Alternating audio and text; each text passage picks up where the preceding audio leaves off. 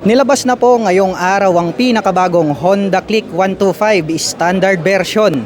At ito po yung pearl white color. Napaka-astig ng kanyang bagong design dahil kung inyong mapapansin, bago na po yung kanyang headlight design, lalong-lalo na ito pong kanyang turn signals at yung kanyang daytime running light. Alam ko na ito po yung isa sa inyong mga inaabangan na scooter. Kaya ngayong araw ay sisilipin natin kung ano nga bang mayroon at kung ano nga ba yung nabago rito po sa scooter na ito. Excited na ba kayo? Tara!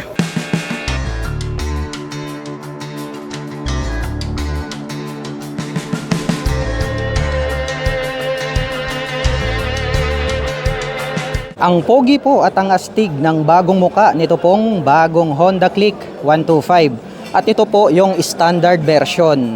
White color po ito. Kapansin-pansin po ito pong kanyang bagong design ng kanyang daytime running light dahil white design na po ito. Before is para po siyang mayroong kilay. At ngayon iba na rin po yung shape nito pong kanyang LED na turn signals.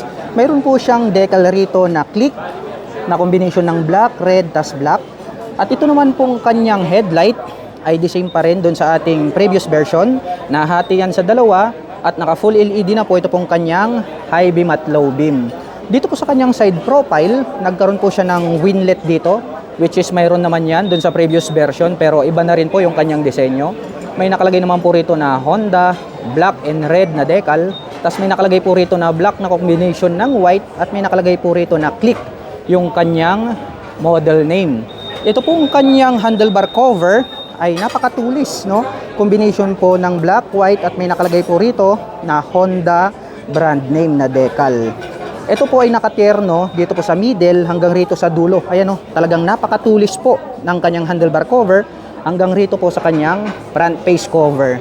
At pagdating naman po rito sa kanyang front suspension, ito po ay gumagamit ng telescopic fork na black color, equipped with single rotor disc brake na flower design, with single pot caliper na Nissin brand, black color po yan.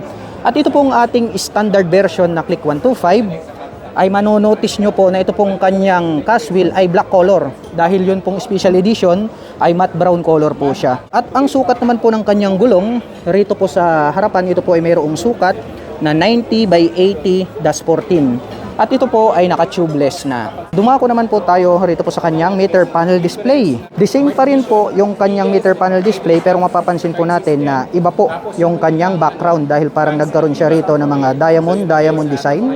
At meron pa rin po siya ritong 2-button selector, kagaya na rin po noon pong ating previous version.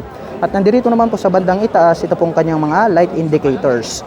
At pagdating naman po sa kanyang mga button selectors, meron po itong high beam and low beam. Makikita nyo naman po rito sa kanyang indicator. Gamitin natin, high beam, low beam. Nandito yung kanyang horn. Pakinggan natin kung malakas po itong kanyang stock horn.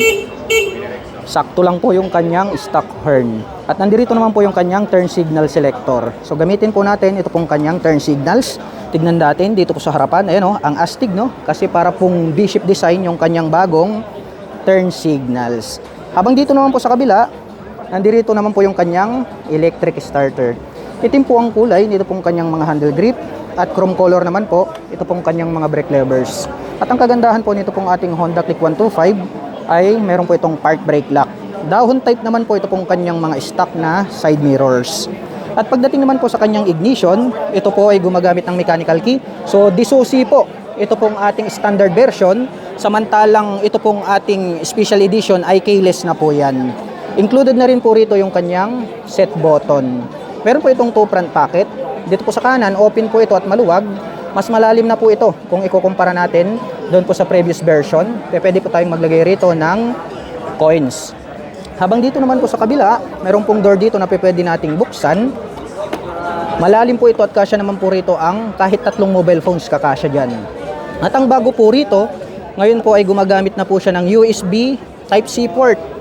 So, naka-fast charging na po siya. Gagamit na lamang po kayo ngayon ng USB cable na Type-C ay makakapag-recharge na po kayo ng inyong dalang mga mobile phones at gadgets. Meron po siyang utility hook dito sa gitna. At ito pong kanyang floorboard, maluwag po ito. Dito naman po located yung kanyang battery compartment. Ito pong kanyang upuan, wala pong pagkakaiba dun sa ating previous version. Same pa rin yung ginamit na seat cover dito at black color naman po siya. Ito pong kanyang integrated na grab bar, itim po yung kulay pero kapansin-pansin na yung previous version ay patulis po siya, ngayon naman po ay aim-shift design na po siya. Buksan naman po natin itong kanyang upuan para makita po natin itong kanyang seat storage. Ito pong kanyang underseat compartment ay mas maluwag na po kung ikukumpara natin doon sa previous version. At sa tansya ko naman parang kakasya na ngayon dito yung isang full face helmet, depende sa size. At dito po located ito pong kanyang fuel tank. At ito po pala ay mayroong fuel tank capacity na 5.5 liters. At mayroon naman po itong fuel consumption na 45 km per liter. At ngayon naman po ay sasakyan po natin ito pong pinakabagong Honda Click 125 standard version para maipakita ko po sa inyo kung gaano nga ba ito kataas. Para po sa mga magtatanong, ang height ko po ay 5'6", makikita nyo naman. Lapat na lapat yung ating mga paa. Kaya talagang komportable po ito para sa mga tulad ko na 5'6" in height. At kung akin pong tatansyahin ay kayang-kaya po itong mabot na mga 5'3" and above. At ito po palang ating Honda Click 125 ay meron po itong seat height na 769 mm. At meron naman po itong ground clearance na 131 mm. At kung nagustuhan nyo po ito pong pinakabagong Honda Click 125 at gusto nyo pong maglabas ay maaari nyo po akong i-PM at i-message para matulungan ko po kayo na makapaglabas ng inyong dream motorcycle. At kung naghahanap ka naman po ng mga accessories gaya po ng crash guard, rear carrier, top backside panners, motorcycle cover o di kaya helmet, ay ilalagay ko na lang din po yung link dyan po sa description box sa ibaba para hindi na po kayo mahirapang maghanap. Dito po sa kanyang side profile, may decals po na nakalagay rito na white at may nakalagay naman po rito na click in white color. Nagkaroon po siya pala ng additional pins dito po sa ibaba ng kanyang upuan. At ito po pala ay equipped with side stand engine cut-off switch. Once po na nakababa itong kanyang side stand, ay hindi po magi-start ito pong ating scooter. Dahil isa po yan sa kanyang safety features. Tubular naman po na metal ito pong kanyang center stand. Metal naman po ito pong kanyang foot pegs para sa ating back rider. At meron naman po itong rubber cover on top na anti-slip. At may nakalagay naman po rito na liquid cooled na decal.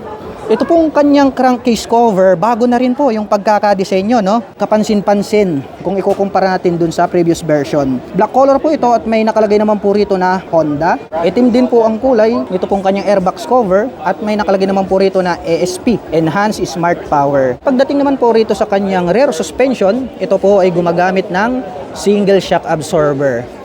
Dito po sa kanyang braking system, naka-drum brake pa rin po ito. Pareho po doon sa previous version. Itim po ang kulay nito pong kanyang cast wheel. At ang sukat po ng kanyang gulong rito sa likuran ay mayroong sukat na 100 by 80-14. Naka-tubeless na po yan. Ngayon, silipin naman natin itong kanyang taillight dahil bago na po yung kanyang disenyo. Ayan o, ang astig po nito pong kanyang bagong taillight. Naka-full LED na po yan. At naka-pop up naman po ito pong kanyang mga LED na turn signals. Meron po itong plate light, may light reflector sa gitna at may nakalagay naman po rito na Honda brand name na decal. At ito pong kanyang rear fender, ang kanya pong nagsisilbing plate holder. At ito pong kanyang exhaust pipe ay black color po ito. Itim din po ito pong kanyang head protection guard. Habang gray color naman po ito pong kanyang tip at mayroon po itong single exhaust. At ito po ay gumagamit ng liquid cooled para po rito sa kanyang cooling system. At pag-usapan naman po natin ang kanyang engine specifications. Ito po ay mayroong 125 cubic centimeter engine displacement. Naka single cylinder, single overhead cam, 4-stroke with 2 valve. At ito po ay nakakapag-provide ng maximum power na 11 HP at 8,500 RPM. Habang nakakapagbigay naman po ito ng maximum torque na 11 Nm at 5,000 RPM. At ang presyo po ng Honda Click 125 standard type ay nagkakahalaga po ito ng 82,400 pesos. At kung gusto mo pong kumuha ng hulugan ay kailangan mo pong mag-down payment ng 12,360 pesos. At mayroon po itong monthly installment na 3,538 pesos sa loob ng 3 taon.